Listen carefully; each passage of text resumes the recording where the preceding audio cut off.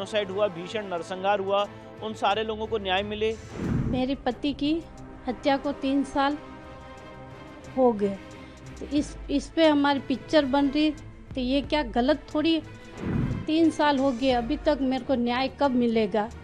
प्रधानमंत्री जी से मैं मिलना चाह रही हूँ, उनसे मैं रिक्वेस्ट करना चाह रही हूँ कि वो हमारे 3 साल बीते हुए वो बात उनको बताने चाह रही हूँ मैं। राजस्थान की बहुचर्चित कन्हैयालाल हत्याकांड पर आधारित फिल्म उदयपुर फाइल्स की रिलीज पर दिल्ली हाईकोर्ट द्वारा लगाई गई अंतरिम रोक ने नया विवाद खड़ा कर दिया है। इस रोक के बाद कन्हैयालाल की पत्नी जशोदा ने प्रधानमंत्री नरेंद्र मोदी को पत्र लिखकर फिल्म की रिलीज की अनुमति देने और उनके परिवार को न्याय देने की गुहार लगाई है। आप कन्हैयालाल की पत्नी को सुनिए। इसके साथ ही इस पूरे मामले पर वरिष्ठ वकील विष्णु जैन क्या कुछ कह रहे हैं, आप उनको भी सुनिए। मेरे पति की हत्या को 3 साल हो गए, तो इस पे हमारी पिक्चर बन रही, तो ये क्या गलत थोड़ी। नागरिकता को जाग जाएंगे, तो ये पिक्चर इसके लिए कोई गलत नहीं है। इस पे जो रोक लगी उसके लिए आपने प्रधानमंत्री जी को पत्र लिखा है, उसमें क्या लिखा है, किस तरह की मांग की आपने? 3 साल हो गए, अभी तक मेरे को न्याय कब मिलेगा? इसलिए इस पे पिक्चर बनी है, ये गलत नहीं है, तो इसको रोक मत लगाओ। ये इसके लिए पत्र में क्या लिखा, आपने क्या चाहते हो? मैं तो चाह रही हूँ, तो मोदी जी से, प्रधानमंत्री जी से मैं मिलना चाह रही हूँ, तो उनसे मैं रिक्वेस्ट करना चाह रही हूँ कि वो हमारे 3 साल बीते हुए वो बात उनको बताने चाह रही हूँ मैं।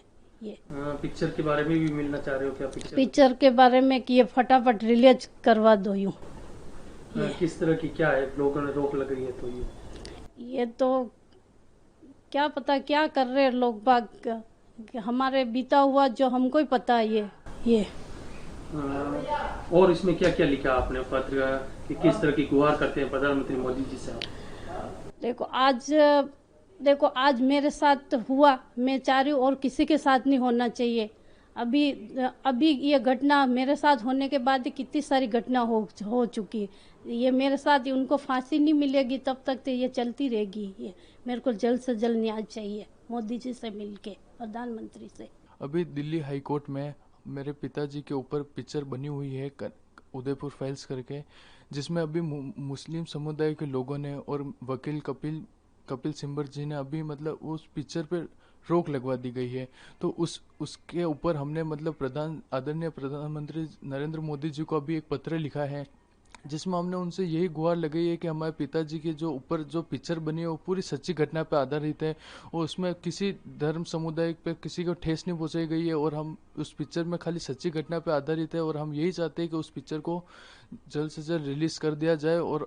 और दूसरी बात, हमने मतलब मोदी जी से यही भी मतलब बोला है कि हम परिवार वालों को उनसे मिलना है एक बार, जिससे हम हमारे 3 साल में हमारे साथ क्या क्या गुजरी है और हम मतलब पिताजी को कैसा न्याय दिलाए उसकी बात करना चाहते हैं। मम्मी ने पत्र लिखा है, तो किस तरह की और क्या है, क्या मांग करना चाह रहे हैं आप? बस मांग यही है कि हमारे मतलब पिताजी के मतलब जिस समय हुआ था इंसिडेंट, उस समय भी बहुत सारे पॉलिटिशियन आए थे, उन्होंने भी यही बोला था कि 6 महीने के अंदर फास्ट ट्रैक में लेके सजा उनको दोनों को फांसी की सजा दे दी जाएगी। पर आज 3 साल ऊपर हो गए और अभी तक उनको कोई सजा नहीं मिली है। तो हम मतलब यही मतलब सोचते हैं कि प्रधानमंत्री पीएम से मतलब पर्सनली मिले, उनसे हम न्याय की मांग करें तो उससे कुछ फर्क पड़ सकता है। पिक्चर की जल्द से जल्द मांग करते रिलीज होने की।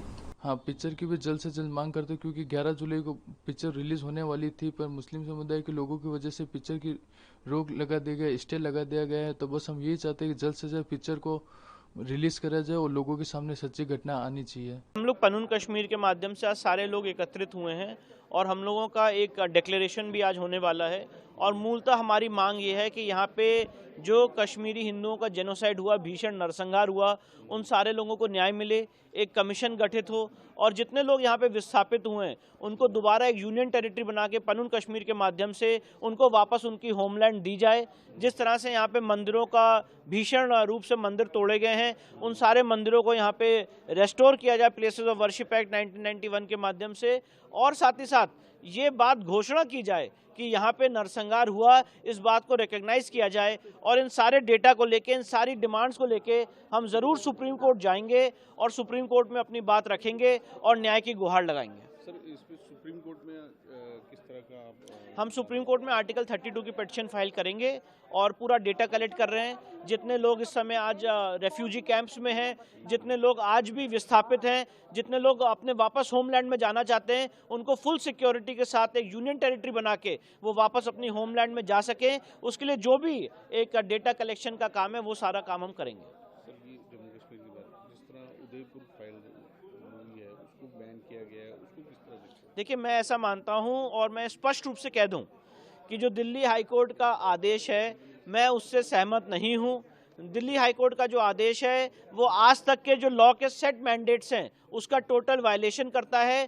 प्री पब्लिकेशन बैन एक डेमोक्रेटिक सेटअप में बहुत एक्सट्रीम एक स्टेप माना गया है और जिस तरह से उदयपुर फाइल पर दिल्ली हाईकोर्ट ने रोक लगाई है मैं मानता हूं कि टोटली सरासर गलत है। और पूर्व में ऐसा देखा गया है कि जब बहुत सारी मूवीज आई तो उस पर कोर्ट ने, सुप्रीम कोर्ट ने, हाई कोर्ट ने रोक लगाने से मना कर दिया, ये बोल के कि अगर आपको नहीं पसंद है तो आप मत देखिए, फ्रीडम ऑफ स्पीच और एक्सप्रेशन का वायलेशन होगा। और यहाँ पे जिस तरह से हमारे भाई की वहाँ पे निर्मम हत्या की गई थी, गला रेता गया था, आज उनको तो न्याय नहीं मिल पाया और एक फिल्म अगर बनाई गई है तो उससे इस देश का सामाजिक सौहार्द बिगड़ रहा है। तो मैं ऐसे सामाजिक सौहार्द को नहीं समझ पा रहा हूँ और दिल्ली हाई कोर्ट के इस आदेश को मैं ऐसा मानता हूं कि जो फिल्म के प्रोड्यूसर्स, डायरेक्टर्स हैं, ऐसा पता चला है कि वो उसको जरूर सुप्रीम कोर्ट में चुनौती देंगे। पर कितनी बड़ी विडंबना है कि इसी मामले को जब सुप्रीम कोर्ट ये मामला गया था, सुप्रीम कोर्ट ने इसकी अर्जेंट हियरिंग करने से मना कर दिया था और वहीं दिल्ली हाई कोर्ट ने इसकी 7 बजे तक सुनवाई करके इस पे स्टे लगाया है। तो ये बहुत बड़ी विडंबना है और किसके माध्यम से स्टे लगाया है, किसकी याचिका पे लगाया है, ये भी बहुत गौर तलब करने वाली बात है। तो मैं ऐसा मानता हूं कि ये गलत आदेश है और इसको चुनौती दी जानी चाहिए और ये कभी ना कभी ऑर्डर सेटिसाइड होगा। सर, चिंगूर बाबा जो अभी केस आया है उसको किस तरह देखते हैं? देखिए, ये जिस तरह से पूरे देश में कन्वर्जन का पूरा एक रैकेट चल रहा है और फॉरेन फंडिंग के आधार पर चल रहा है। आज पंजाब में भारी मात्रा में कन्वर्जन हो रहा है, नॉर्थ ईस्ट के कई राज्यों में कन्वर्जन हो रहा है।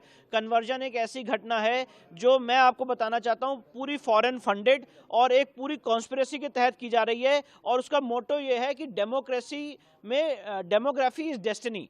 अगर आप डेमोग्राफी बदल देंगे तो देश की डेस्टिनी बदल जाएगी। इसीलिए सारे कन्वर्जन का पूरा रैकेट पूरे देश में चलाया जा रहा है और हमें जिस तरह से यूपी सरकार ने इसमें क्रैकडाउन किया है, मैं हमारे चीफ मिनिस्टर साहब को, यूपी सरकार को बहुत बहुत बधाई देना चाहता हूं और ये आशा करता हूं कि इस तरह के स्टेप्स को देख के अलग अलग राज्यों में इस तरह के जो स्टेप्स हैं वो लिए जाएंगे। कांवड़ यात्रा जो चल रही है उसमें जिस तरह यूपी सरकार ने कहा है कि नाम प्लेट आप लगाएं। जी बिल्कुल, मुझे ऐसा लगता है जो यूपी सरकार का आदेश है वो लीगली एकदम वैलिड ऑर्डर है और हर आदमी जो कांवड़ यात्री है उसको ये जानने का अधिकार है भारतीय संविधान के आर्टिकल 14, 19 और 21 के तहत कि वो कहाँ पे खाना खा रहा है, कहाँ पे किससे खाना ले रहा है, वो जो भी भोजन प्रसाद ग्रहण कर रहा है उसमें कोई अशुद्धि तो नहीं है। और इसीलिए ये जो नेम डिक्लेरेशन का आदेश है ये बिल्कुल लीगली वैलिड ऑर्डर है और अगर ये मामला सुप्रीम कोर्ट जाएगा तो मुझे पूरी उम्मीद है कि यूपी सरकार इसको पिछली बार भी डिफेंड किया था और इस बार भी डिफेंड करेगी। प्रभातखबर.com, विश्वास वही, रफ्तार नहीं।